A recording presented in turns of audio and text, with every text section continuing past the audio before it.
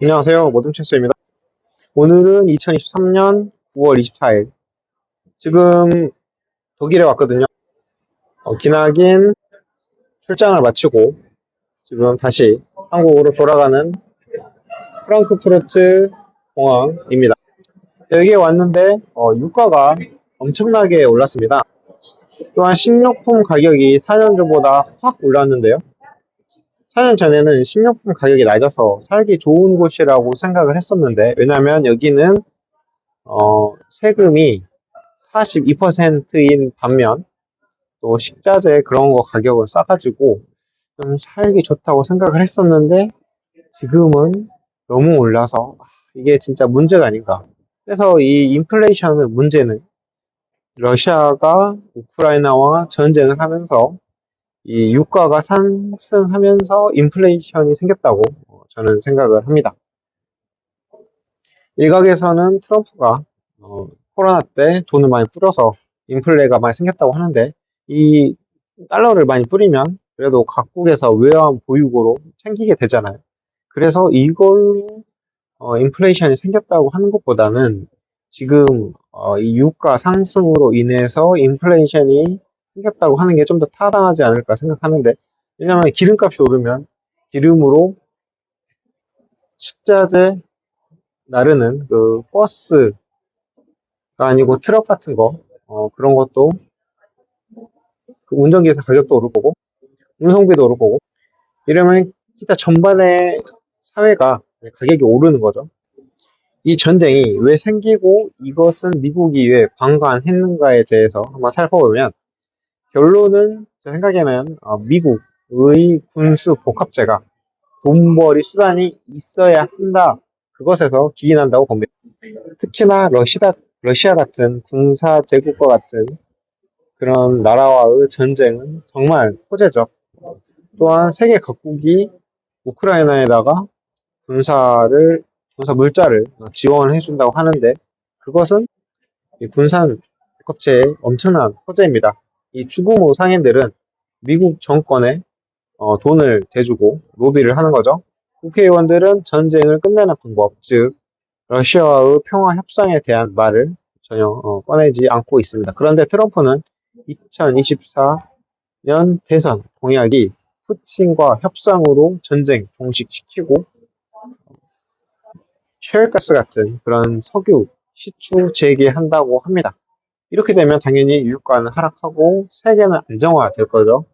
그게 전 트럼프 정권에서 있었던 일이기도 하고, 그래서 미국인들에게 트럼프 지지율은 엄청나게 높습니다. 또 미국 대선 이야기 하자니까 이 나이, 대선 후보들의 나이가 좀 걸리는데요. 바이든은 1942년생으로 82세입니다. 몸이 늙어서 누구 하는 소리도 듣기 힘들고 또 판단력도 힘든 나이가 된 거죠.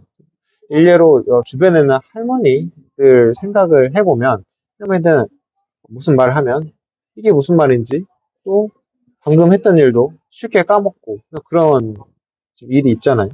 그래서 이 만약에 당선이 된다고 해도 여러 세력의 허수아비로 전락할 가능성이 큽니다. 이 바이든이 대통령이 되면요.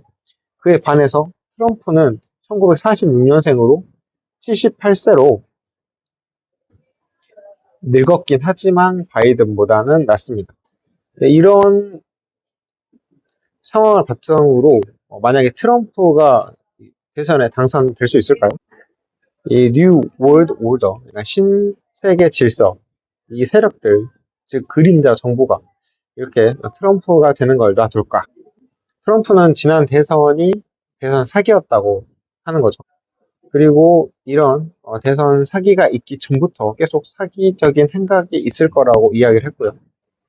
또 우편 투표라는 제도가 있기 때문에 이제 그것으로 인해서 또 사기가 있을 것이라고 진지하게부터 이야기를 했었습니다. 그렇게 된다면, 즉 이 그림자 정부 세력들이 무슨 수를 써서라도 트럼프가 아닌 민주당이 대선에 미국 대통령이 되게 해야 합니다. 자, 이번에 트럼프가 이들을 상대로 어떤 모습을 보일지 기대를 해봐야 하는 상황이고요. 일단 현재 이 직면한 이 상황은 러시아 전쟁 그리고 유가에 달려있다고 봐야 할 것 같습니다. 그리고 플러스로 트럼프는 대통령이 되면은 이 IRA 전기차 관련해서 이게 많이 지원을 해주는 법안을 다 뒤집는다고 이야기를 공언을 한 상황이.